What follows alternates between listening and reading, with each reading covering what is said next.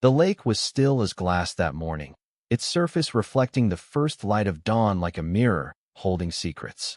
I stood on the porch of our family cabin, coffee steaming in my hand, watching my 7-year-old daughter, Lily, shuffle across the lawn in her oversized gardening apron.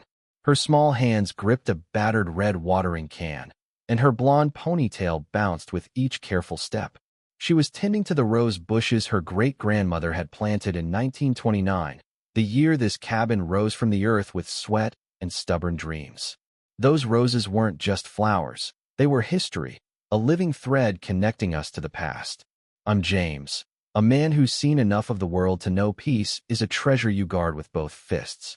At 52, I'd built a life protecting what mattered me, daughter, this land, and the memories carved into every plank of this place. But that morning, I felt a storm brewing, the kind you sense before the sky even cracks. Lily hummed softly, her voice a fragile melody against the quiet. She didn't know about the letter we'd gotten last week and signed, cold, demanding property compliance, with rules we'd never agreed to. No HOA had ever existed here, not on this private stretch of lakeside in upstate New York. I'd ignored it, but my gut told me trouble was coming. As Lily tipped her can, water sparkling as it kissed the petals, I scanned the horizon. This cabin was our sanctuary, where my grandfather taught me to fish, where my mother showed me how to mend nets, and where I was teaching Lily to stand tall. But peace, I'd learned, is a flame that draws moths. Trouble arrived with the crunch of gravel under pointed heels.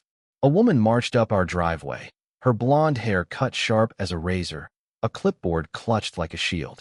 She wore a navy blazer and a smile that didn't reach her eyes. "Good morning," she chirped, her voice dripping with false sweetness. "Are you the property owner?" I set my coffee down. "This is private land." "Who are you?" Her smile tightened. "Marjorie Hensley, president of the newly formed Lakeside HOA. We voted it in last week. Democracy at work." She flipped her clipboard open, scanning our lawn like a general inspecting a battlefield. "There's no HOA here," I said, stepping forward. "And you're trespassing." "Violation of what?" I snapped. "Your imagination?" She stood, brushing her hands as if the dirt offended her. "Community standards, mister? None of your business. Get off my property." Her eyes narrowed, but her smile stayed plastered on. "These roses, this unpainted cabin, that kayak too close to the shore theory, all out of compliance. You'll be fined unless corrected within 24 hours. She pointed at the kayak my father had carved in 72, her tape measure swinging like a whip. I took a step closer, voice low. "You don't make rules here. Leave." Marjorie laughed, a sharp, brittle sound. "Read the bylaws. They're clear." She turned to Lily, who peeked from behind the porch, clutching her watering can. "And tell your kid to stop tampering with restricted flora." "Touch my daughter," I said, my voice ablade, "and you'll regret it." She smirked, like she thought I was bluffing, and strutted back to her car. I watched her go, my fists clenched, knowing this wasn't over. Lily's small voice broke the silence. "Daddy, is she coming back?" "Not if I can help it," I said, but the weight in my chest told me otherwise. The next morning, the air was thick with fog, the lake shrouded like it was holding its breath. Lily stood on the porch, watering her roses, but her hands trembled. She remembered Marjorie, and so did I. I hadn't slept, pacing the cabin all night, phone in one hand, eyes on the windows. Then I heard it crunch, crunch. Marjorie's silhouette cut through the mist, clipboard in hand, her rhinestone name badge glinting like a warning. "You were warned," she said, her voice ice. "Those roses are still non-compliant." I stepped outside, blocking her path. "She's a kid. Back off." Marjorie strode past me, heels sinking into the dirt, and stopped inches from Lily. "This area is under HOA jurisdiction now," she said. "This child is breaking the rules." Lily whispered, "I'm just watering them." Marjorie's face twisted. "You're not authorized." She snatched the watering can from Lily's hands and swung it back, the metal clanging against the porch rail. Lily stumbled, and before I could move, Marjorie's hand lashed out, slapping Lily across the face. My daughter fell to the dirt, her cheek red, her lip bleeding. Time stopped.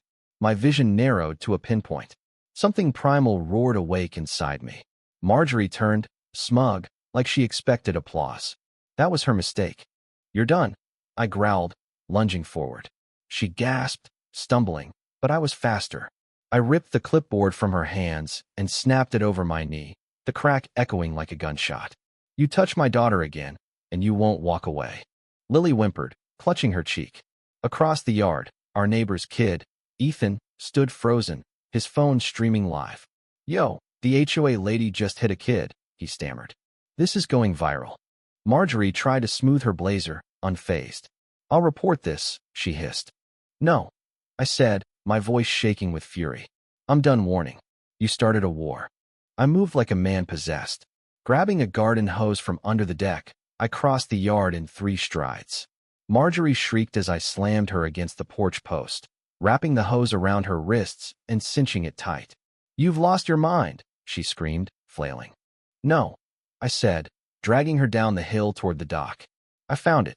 I shoved her onto my old paddleboard, tying her ankles with more hose. She kicked, but I pinned her down, her face slamming into the board. "This is illegal," she wailed. "You hit my kid," I barked. "That's not HOA business. That's war." I pushed off, paddling to the lake center, Ethan's camera still rolling.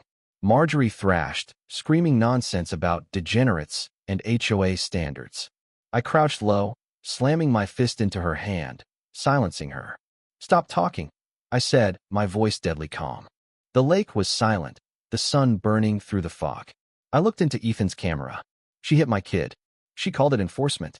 "I call it abuse." Marjorie gasped, mascara streaking her face. "Untie me, or I'll press charges." "You have 2 options," I said, grabbing her collar.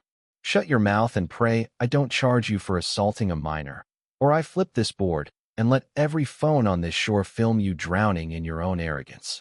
She stared, defeated, soaked in lake water and shame. Then I heard sirens. Red and blue lights flashed through the trees. Marjorie's eyes lit up. "That's the police.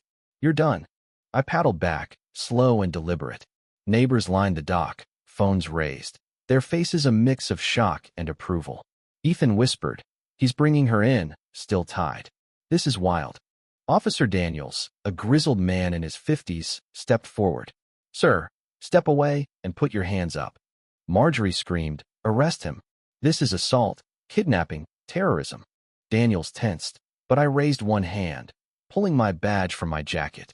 The silver seal of the Assistant Attorney General gleamed. Both officers froze. Daniels' jaw tightened. "Ma'am," he said to Marjorie, "you struck the minor daughter of a federal official in front of witnesses. You're not the victim." Marjorie's voice faltered. "He's lying. That's fake." Daniels turned to me, apologetic. "Sir, we had no idea." "You do now," I said, stepping off the board. She mistook kindness for weakness. Marjorie screamed as Daniels cuffed her. "You'll regret this. I built this community." "No," I said. "You bled it." A kid named Tim, Marjorie's reluctant helper, stepped forward, trembling. He handed Daniels a USB drive. "I recorded everything," he said. "Her threats, her forged votes, the money she stole." Marjorie shrieked, "You traitor!" Daniel's partner plugged the drive into their cruiser. "We're confirming audio files," he said. "Forced evictions, fraudulent citations, $25,000 embezzled from a landscaping fund." "You were sloppy," I told Marjorie. "You left trails, and you talked too much." The crowd grew. Mrs. Carter, from down the road, spoke up. "She fined us $500 for a non-approved mailbox." Mr. Hayes added, "She flagged my fence for being an inch too tall." The stories poured out, each a wound Marjorie had inflicted. Tim spoke again. "She made me forge signatures. Said if I didn't, she'd ruin my college apps." Daniels nodded. "That's enough for federal charges, sir." I looked at Marjorie, cuffed on the curb, her blazer stained with mud and defeat. "You thought I was just a father," I said. "You forgot I dismantle predators like you." The crowd roared, not just for her fall, but for their freedom. Marjorie was hauled away, her screams fading into the distance. I walked back to the cabin, finding Lily on the porch, her watering can in her lap. Her cheek was bruised, but her eyes were steady. "Is she gone?" she asked. "She's not coming back," I said, kneeling beside her. "You can water those roses every day. This land's yours." 6 months later, the lake sparkled under a spring sun. Lily had grown tougher, her morning ritual with the roses a quiet defiance. One evening, I found a postcard in the mailbox, no return address, just a photo of Marjorie in a cheap suit, standing before a sign. New HOA, transparency first. On the back, for words, "You haven't won yet." I tore it up and tossed it in the trash. Let her try again. Some places don't bend. Lily called from the dock, tossing bread to the turtles. Think they remember me? They never forgot, I said, joining her. For the first time in years, I wasn't watching for threats. I was just breathing. Marjorie wasn't just one woman. She was a symbol of entitlement, of rules twisted into weapons. But bullies only win when no one fights back. Justice isn't a letter. It's courage, the kind that makes you stand tall when your hands shake and say, "Not my family." What do you think? Was I right to fight fire with fire, or did I go too far? Have you faced a Marjorie in your life, someone who used power to hurt instead of help? Share your story in the comments. Let's talk about violence, injustice, and where we draw the line. Your voice matters, and I'm reading every word.